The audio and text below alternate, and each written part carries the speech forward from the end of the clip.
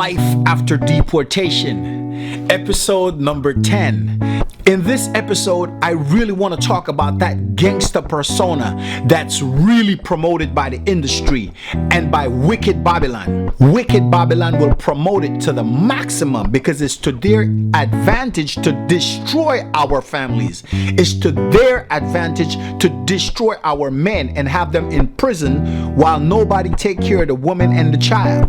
Let's talk about that image that's plaguing our community. That image that the Wicked Babylon has invested so much in that most of our youths have gone astray. Those who are not ending up dead or in jails, they're looked at as corny. They're looked at as weak. They're looked at as passive and soft. As we look around, you can see the crime rate has skyrocketed. The music industry has promoted the violence in our community so much that every artist is now trying to put himself out to be the toughest and the roughest. That gangster persona is being glorified through the music industry, and it's all just a big trap for them to end up in the prisons.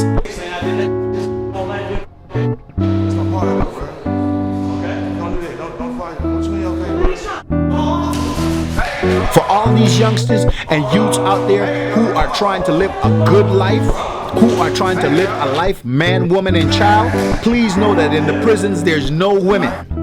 You're going to be amongst a bunch of men. So unless you really like to rub up on men and be with a bunch of men, you probably don't want to go to prison.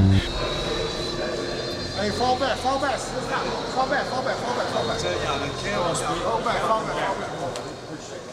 We have artists who are really talking that gangster life and talking about killing this one and murdering this one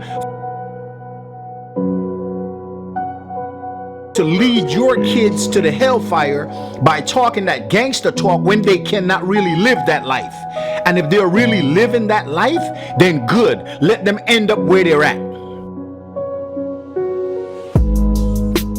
Let them deal with their situation where they are at. We don't want to hear nothing about free this one or free that one. No, stay where you're at. You promote that life, you talk about that life, and that's where the people who are living that life needs to be.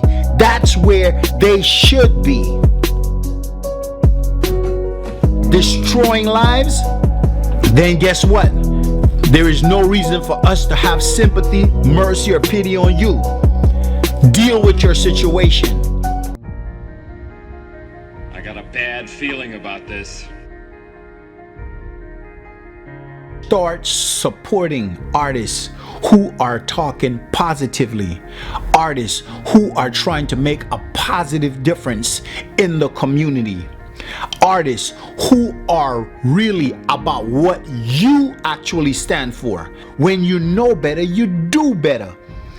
So while I know better and I'm doing better, I would like to reach back into the hellfire to save as many of my brothers and sisters as I can. So I put my life on the line to speak truth into this universe, to open the eyes of our lost ones, to open the eyes of our brothers and sisters who are going astray, who are being influenced by negativity and crime and senseless violence, destruction of a people, treason on our people, on our families, on our community, in our country, destroying lives instead of inspiring, uplifting, motivating, and encouraging positivity.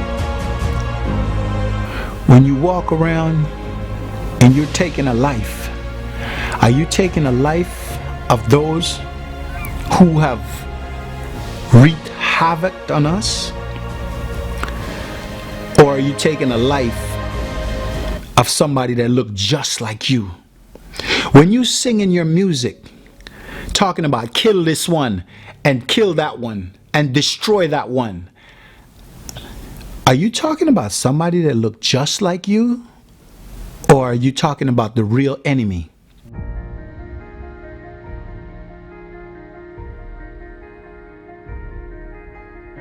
I want you to really think about the lyrics that you're putting out there into the universe, into the world. And then I want you to answer. Are you trying to destroy the team that you're on, or are you trying to destroy the other team? Because it seems to me like you're playing for the wrong team. You're on the wrong side. You're scoring on your own team. You're scoring points for the enemy, not for us.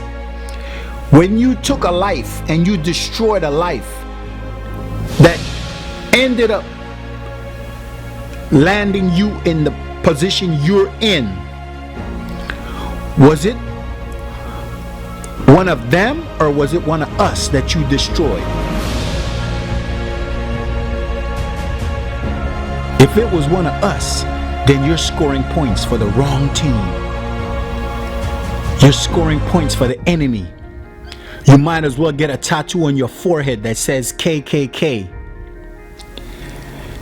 because you're working for them, not for us. You're no good to us. You have our mothers crying. You have our children growing up fatherless. You have our women unprotected. Nobody standing up for them. You've been working for the enemy. I don't look at you with respect, my brother. I can't respect you.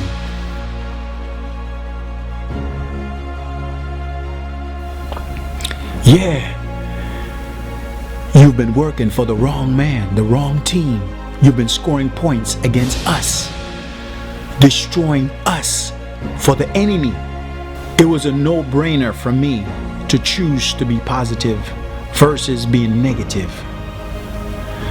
I had many opportunities to join gangs when I was homeless in Los Angeles, California at the age of 16. Had nowhere to go. It was gangs everywhere I look, infested with Crips and Bloods. Everywhere you go, it's all Crips and Bloods. I had to fight my way out of many fights. Some I won, some I lost. Some I'm just grateful for that I could walk away with my life.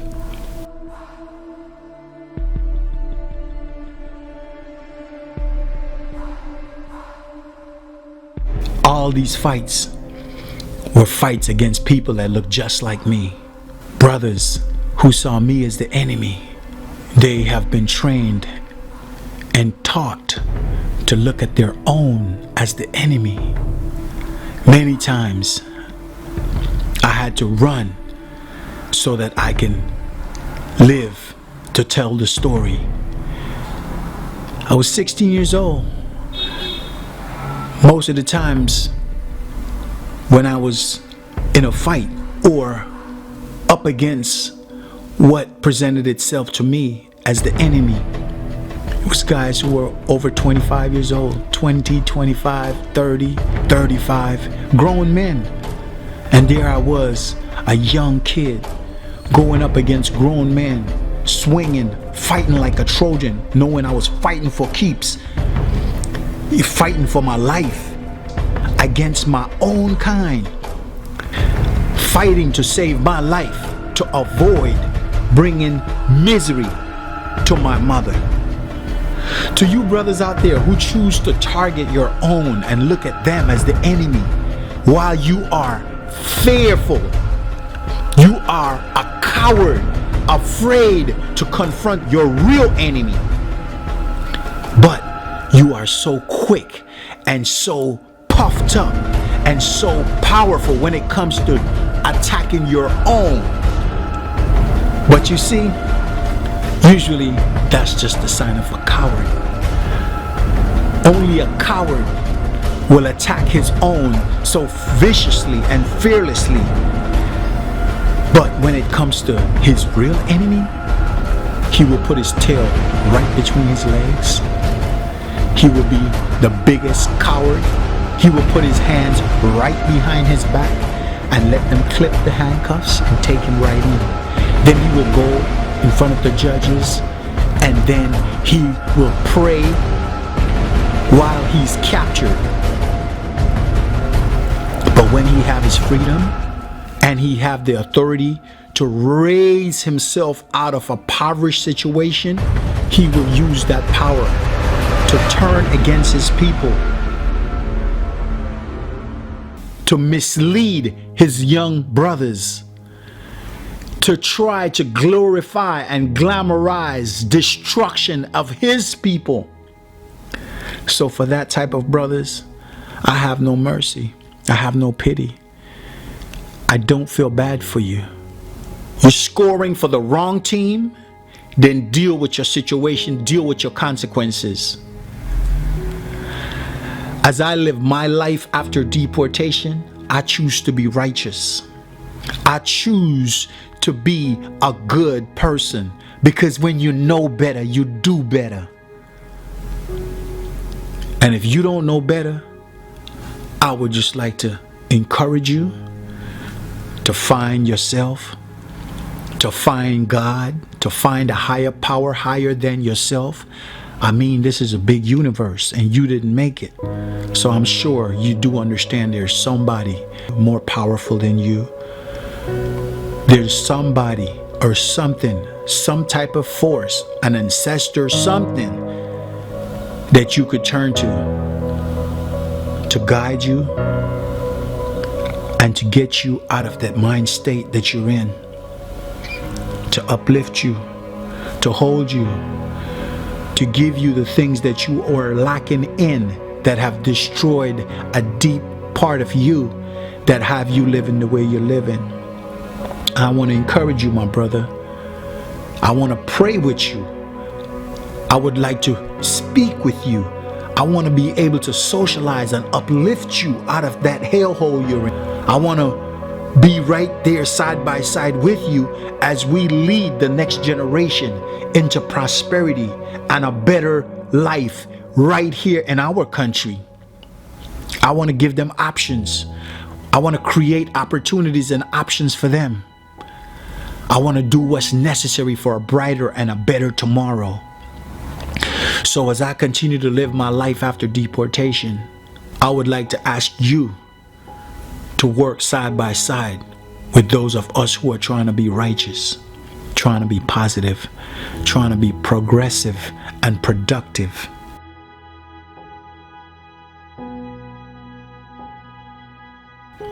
If you would like to support our movies, music, or documentary, or support our positive initiatives, please go www.bernemusic.com, make a small donation, purchase a copy of our music, movies, or documentaries. Please stay tuned and don't move as we show our appreciation and give thanks to those who made this episode of the Last Standing Deportee possible. As I continue to live my life after deportation, we will be right back after these short messages.